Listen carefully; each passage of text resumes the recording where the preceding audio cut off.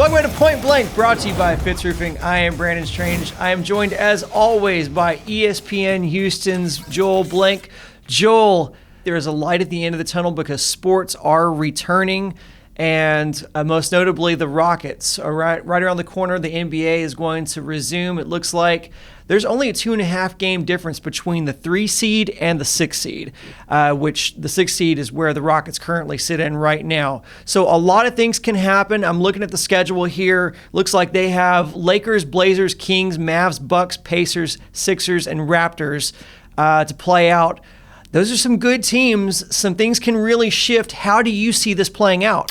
Well, it's an 8-game regular season, and when you look at what you just said about what the Rockets schedule and what they have left, then you look at what the Thunder have left, the Rockets have a considerably more difficult schedule, and that's going to factor in greatly. Because in certain circumstances like the Lakers, they're at number 1, they're not going anywhere, so you really don't want to give away too many of your secrets. You just want to kind of get some of the rust off when you're playing whoever you're playing. Whereas other teams the Rockets are playing, they have playoff ramifications, and they can move up or down as well. So they're going to have a lot tougher go of it. So I don't know if you're a Rockets fan, if you should expect for them to take any big leap up in the standings. Now, because only 2.5 games separate them from all the way up to 3, it could make a difference. But we're talking about games with no home court advantage, fellas. I don't care what color the court is. I don't care who gets to play the game operations and do the intros. I'm just telling you right now, as long as the rules that they try and alter don't change the game itself, home court advantage this year means nothing. Now, in a lot of people's opinions, if it's LA versus LA in the Western Conference Finals, it wouldn't have mattered anyway.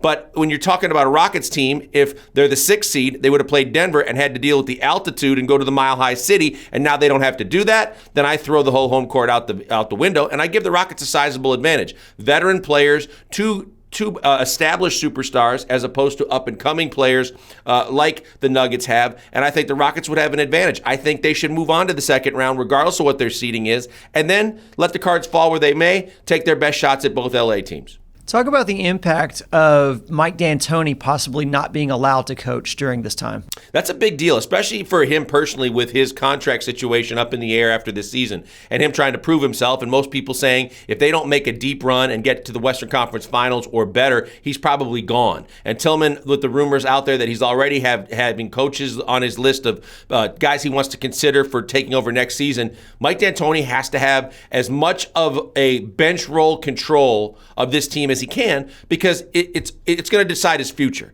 So I think for him personally, it's a big deal. I think from the team's perspective, it's also a big deal, because let's be honest with ourselves when looking at the whole system that they're running right now. It's the Mike D'Antoni philosophy. It's always been that way, and they're back to doing it again. They went small ball extraordinaire with P.J. Tucker in the middle, and they really struggled with it going into this break. Now that they're coming back, it's essential that they get their you-know-what together. They play it exactly the way he wants them to play it, and then they try and take advantage of teams that might not be in the best shape coming out of the pandemic. He has to be on the bench, and I think that if the NBA does it right, they let each individual coach make that call. They don't make it for him. Let's talk about some of the implications of this rest and how it's had on each player. But before we do that, why don't you give us a word from our friends at Fitz Roofing? Yeah, we love the people at Fitz Roofing, whether it be on ESPN 97.5 or SportsMap. They support us because they support the people of Houston, Texas. And just like they did during the pandemic, they're going to be there for you. You get a free, no-obligation inspection, and all you got to do is call 832-521-3001, and they will come to you and tell you what they can do. Whether it be repairs or putting a whole new roof on your house or your business, they'll take care of you every step of the way. They use the best products and do the best work. Check them out. Free, no obligation inspection. 832-521-3001. Fitz Roofing, making a difference one home at a time. I'm going to ask you more of an abstract question here, Joel. Rest versus rust. It's always the question that we talk about when we're entering into a playoff. Clearly, some of these guys, you mentioned P.J. Tucker, James Harden as well, looked like he was out of gas right before this break happened. On the flip side of that, Russell Westbrook looked like he was really putting it all together and was playing some of his best basketball of the year. So what's the risk reward here? I mean, obviously James gets his legs back, but what's the pros and cons here? Big pros for the Rockets, all the way across the board. We saw the videos during the pandemic. Westbrook's in fantastic shape. He's working out on the beach. Harden's lost 20 pounds. I don't know endurance-wise if that helps him with his strength and everything else. Let's get back to what we were just talking about. They're going to play small ball. They're going to play fast. They have to be in top physical condition. You know Westbrook and Harden as your two best players are going to be in top physical condition from what we've seen. That's already a plus. PJ Tucker, you mentioned. There's a guy that was beat down. He was really struggling. He was giving it everything he had left in the tank, but there wasn't a whole lot of reserves.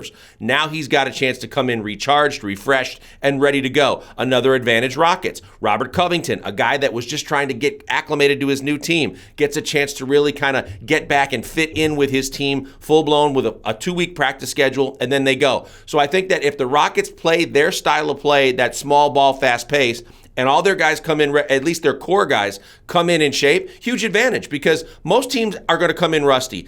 I don't know how this is possible, but a lot of guys on a lot of teams are saying they don't even have a hoop. So they were, instead of playing basketball and shooting around, they were just doing things to work out and try and stay in shape. We all know whatever kind of Peloton or whatever kind of running regimen you're on, it doesn't take the place of actual 5-on-5 basketball.